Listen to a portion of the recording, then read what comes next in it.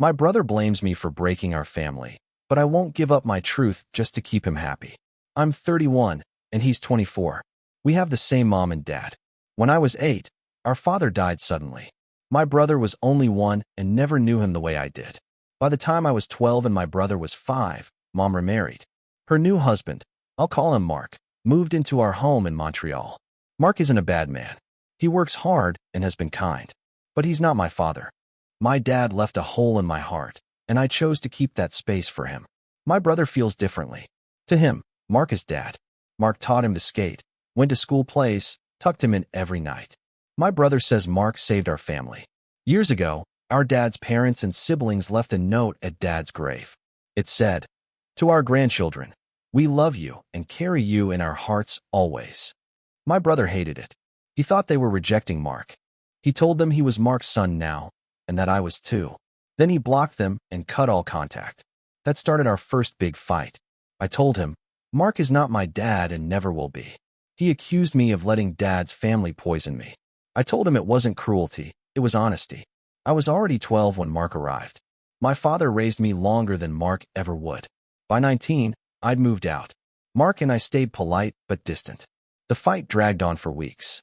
He said I was stuck in the past. I said he was erasing it. Eventually we patched things up, but our peace was fragile. Last year, Father's Day marked 22 years without Dad. I posted a small tribute online. My brother blew up, saying it was disrespectful to Mark.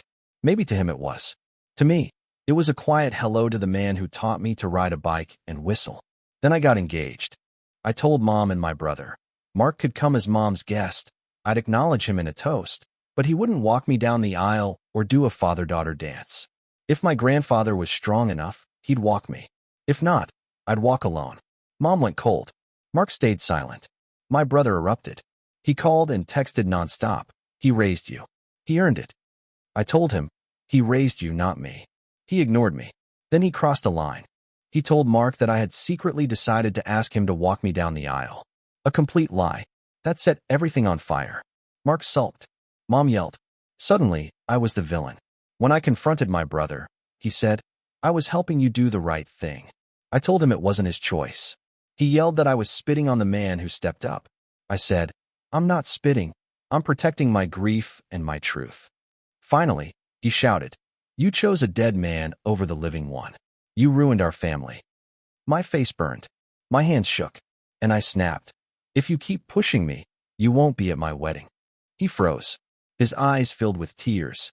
He whispered, You can't keep me away. I'm your only brother. I love you. I said, I love you too. But love isn't control. You can't control my grief. You can't make Mark my dad. Since then, he sent me a flood of sweet and angry messages. Please let me come. You're cruel. I'm sorry. You're broken. I replied once, respect my boundary. If you can do that, you'll be there. If not, you won't. And that's where we stand.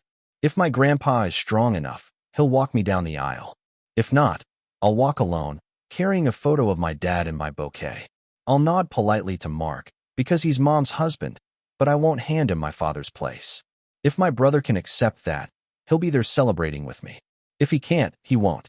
That's not the ending I want, but it may be the one I get.